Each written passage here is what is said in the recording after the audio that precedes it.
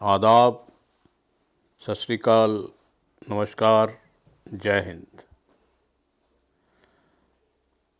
दोस्तों, आज जिस मौजू पर हमें बात करनी पड़ रही है, वो बात करते हुए हमारा दिल रो रहा है और हो सकता है कि बात करते करते शायद हम भी रो पड़ें, क्योंकि टॉपिक ही ऐसा है, मुद्दा ही ऐसा है, कोई भी अगर इसको सुनेगा तो वो रो पड़ेगा। लेकिन बदकिस्मती ये है कि हम रोने के अलावा और कुछ कर नहीं सकते और कुछ करते भी नहीं। पता नहीं करते नहीं या कर नहीं सकते, ये मेरे को जवाब नहीं पता। जो दो चार लोग देखते हैं वो बता सकते हैं कि भी कुछ हो सकता है इस मुद्दे पर कि नहीं हो सकता। ये देश, भारत, हिंदुस्तान, इंडिया, कहते हैं पीर पैगंबरों, देवी देवताओं का देश है। यहाँ रामचंद्र जी हुए, यहाँ भगवान कृष्ण हुए, यहाँ कबीर हुए, यहाँ नानक हुए, यहाँ गुरु गोविंद सिंह जी महाराज हुए, यहाँ चार साहबजादे हुए, काली देवी हुई, सरस्वती माँ हुई, कितनी देवियाँ, कितनी देवी देवता हुए। और वो सब अपने आप नहीं हुए। भगवान राम अपने आप नहीं पैदा हुए, भगवान कृष्ण अपने आप नहीं पैदा हुए, नानक अपने आप नहीं हुआ, गुरु गोविंद सिंह अपने आप नहीं हुए, चार साहबजादे अपने आप नहीं हुए। सबकी माएँ थी तभी वो पैदा हुए। अगर इनमें किसी की माँ ना होती तो ये नहीं पैदा हो सकते थे। हम भी जो दुनिया में जो हम घूमते हैं, अगर हमारी माँ है तभी हम हुए हैं। माँ ने अपनी कोख में हमें रखा, तब हम इस धरती पर आए, तभी हमने ये आदमी का रूप लिया। लेकिन बदकिस्मती देखिए, बदकिस्मती या क्या कहेंगे यार, बेबसी कहिए, बदकिस्मती कहिए। 78 साल हो गए देश को आज़ाद हुए। मैं सारे मुद्दे पर नहीं बात कर, सारे मुद्दों पर नहीं करूँगा। अभी खाना नहीं मिल रहा, रोटी नहीं मिल रही, कपड़ा नहीं मिल रहा, मकान नहीं, ये मैं नहीं बात करूँगा। 78 साल के बाद भी हम अपनी माताओं को, अपनी अपनी बहनों को सुरक्षा नहीं दे पाए, उन्हें हम सेफ नहीं कर पाए। उन पर आज भी जुल्म होता है, हर किस्म का जुल्म होता है। कौन सा जुल्म है जो आज की हिंदुस्तान की नारी पर नहीं किया जाता? अगर कुछ टीवी शीवी में या पिक्चरों में दिखा देते हैं लड़कियां खूबसूरत सी अच्छे अच्छे कपड़ों में या डांस डूंस कर रही हैं, लेट नाइट आ रही हैं, वो सिर्फ फिल्मों में है, वो चंद लोगों के साथ है, क्योंकि उनके पास बड़ी बड़ी गाड़ियां हैं, बड़ी बड़ी सिक्योरिटी है, उनकी प्राइवेट सिक्योरिटी है, इसलिए वो कर पाती हैं। मेरे जैसे घरों की बच्चियां तो बाहर 8-9 बजे के बाद बाहर नहीं निकल सकती। निकलेंगी तो गिद्धें घूमती हैं। हम सब गिद्धे हैं, गिद्धों से भी बुरे हैं। गिद्ध तो फिर भी कहीं ना कहीं छोड़ देती है। आदमी तो इतना इतना कमीना है, इतना इतना इतना खुदगर्ज है, वो जहाँ एक औरत देखी नहीं, 8 बजे के बाद उस पर झपट पड़ता है। 78 साल के बाद। मैं ये नहीं कहूँगा इसमें मोदी जी की फेल्योर है, अगर राहुल होता तब भी यही हाल होता, अगर अरविंद होता तब भी यही हाल होता। मैं ये भी नहीं कहूँगा कि ये पंजाब में होता है या राजस्थान में होता है या कर्नाटका में होता है या दिल्ली में होता है या उत्तर प्रदेश में होता है या बंगाल में होता है या असम में होता है या कोहिमा में होता है। सब जगह होता है। किस किस को रोएं, किस किस को अपना दुख दिखाएं? कहीं तो एंड हो यार। कहीं तो ये कोई कह सके कि भी हाँ, मेरी माँ, मेरी बहन, मेरी बीवी अगर रात को गई है शॉपिंग करने या फिल्म लेट नाइट मूवी देखने या क्लब में गई है, तो कोई गुनाह थोड़ी है क्लब में जाना या लेट नाइट फिल्म देखना, तो वो सेफ वापस आ जाएगी। कोई नहीं कह सकता यार। कमाल है यार। वो इतनी, जितनी मैं ये दावे के साथ कह सकता हूँ, अगर मुझे ठीक समझा जाए कि हिंदुस्तान दुनिया के देशों में अकेला एक ऐसा देश है, चाहे हम जो मर्जी कहें, हम 4th इकॉनमी बन गए, 8th बन गए, मेरे को इससे सरोकार नहीं। दुनिया के देशों में से अकेला एक भारत ऐसा देश है जहां औरतों के ऊपर तशद्दुद होता है, जुल्म होता है, बेकदरी होती है, रेप्स होते हैं। आज भी मुस्लिम भाई क्या देते हैं? तलाक तलाक तलाक। औरत को क्या समझा जाता है?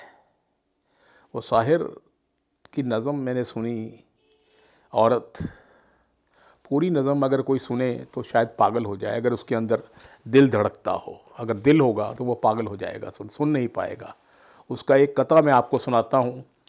वो कहते हैं, शाहिर साहब कहते हैं, औरत, तो उसका मतलब है औरत ने जन्म दिया मर्दों को, मर्दों ने उसे बाजार दिया, जब जी चाहा मचला कुचला, जब जी चाहा धुतकार दिया।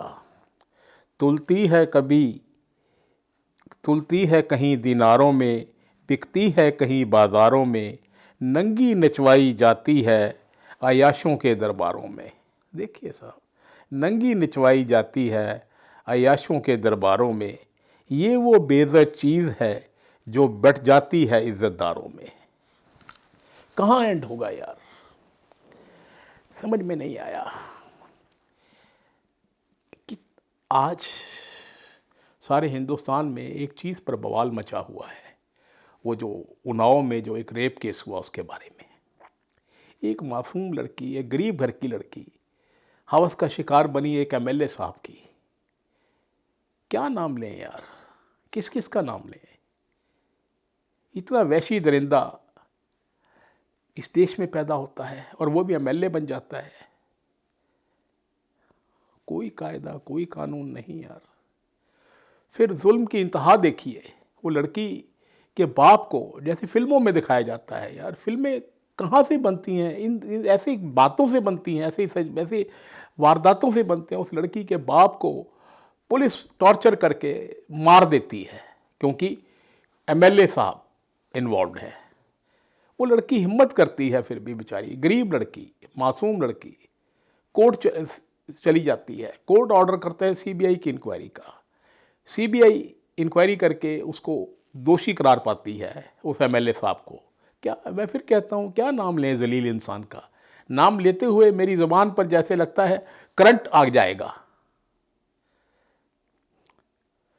केस चलता है सीबीआई के कोर्ट में, 17 में केस हो रहा है यार, और 25 में जाकर भी कुछ नहीं बना।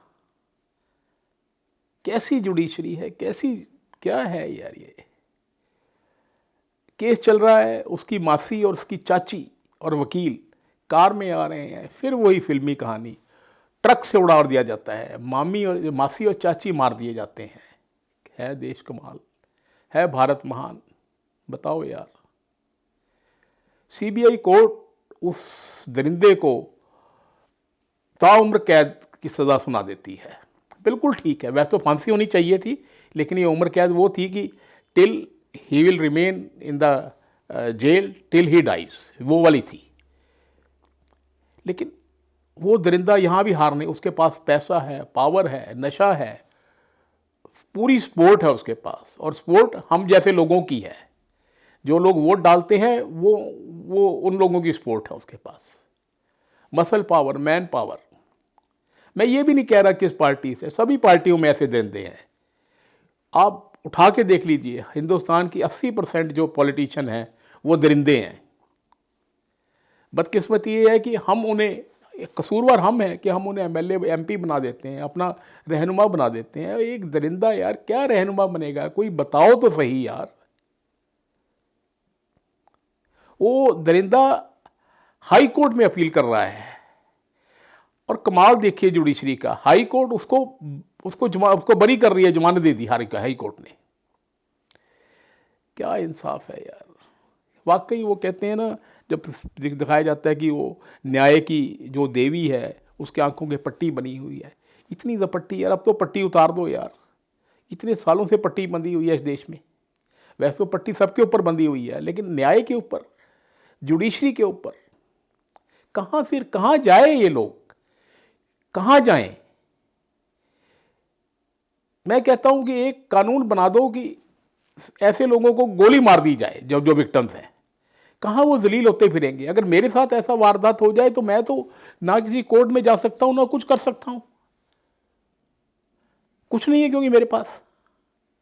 उस लड़की की हिम्मत बंधाने की बजाय हाई कोर्ट ये फैसला दे रही है कि उसको बरी कर दिया जाए, उस दरिंदे को। उसकी जमानत के ऑर्डर हो गए।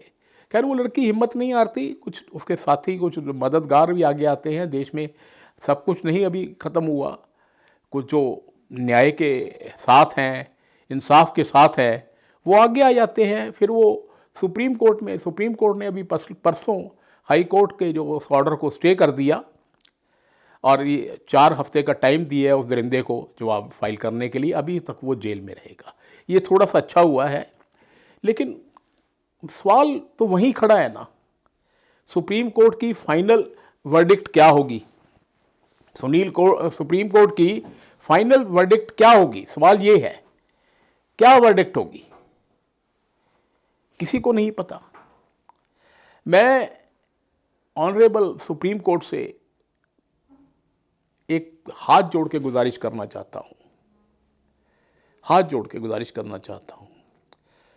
ऐसे केसों को प्रायोरिटी दीजिए, ऐसे केसों को एक टाइम बाउंड ऑर्डर पास कीजिए, भी इतनी देर में हो जाएंगे ये उनका। और अगर आप ये फील करते हैं, अगर आप ये महसूस करते हैं, अगर ऑनरेबल हाई कोर्ट ये जजमेंट ये महसूस करती है, उसके पास ये समझने को आ जाता है कि हाई कोर्ट ने गलत फैसला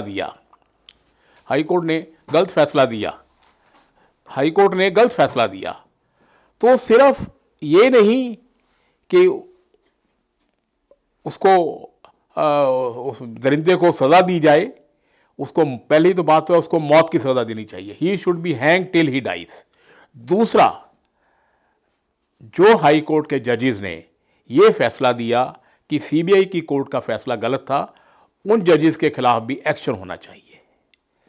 अगर जुडिशरी ऐसे फैसले करेगी, मैं नहीं कह रहा भी किसी के वो इन्फ्लुएंस में थे, मेरे को नहीं पता, इसलिए मैं नहीं कहूँगा, लेकिन कुछ ना कुछ ज़रूर था, कुछ ना कुछ हाई कोर्ट के ऊपर के ऑनरेबल जजेस के ऊपर कुछ ना कुछ प्रेशर था, कुछ ना कुछ बाइंडिंग्स थी जो ये फैसला किया है। तो ऑनरेबल सुप्रीम कोर्ट को चाहिए कि honourable supreme court should rise to the occasion and set a precedent by passing stricture at least against the जजेस हु डिलीवर दिस जजमेंट। अगर ऑनरेबल सुप्रीम कोर्ट ये फैसला नहीं करेगी, ऐसा फैसला नहीं करेगी, तो रोज़ गुड़िया जैसे केस होंगे, रोज़ ऐसी बच्ची जैसे केस होंगे और बच्चियां मरती रहेंगी, बच्चियों के साथ जुल्म होता रहेगा।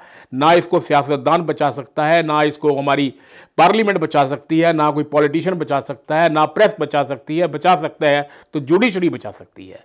तो ये काम अब जुडिशरी का है कि वो ये फैसला करती है या नहीं करती। अगर आप भी आंखें बंद रहेंगी तो मेरा ख्याल में औरत मरती रहेगी और औरत पर जुल्म होता रहेगा, औरत घुटती रहेगी, इस देश में औरत महफूज नहीं रहेगी। खुदा हाफिज।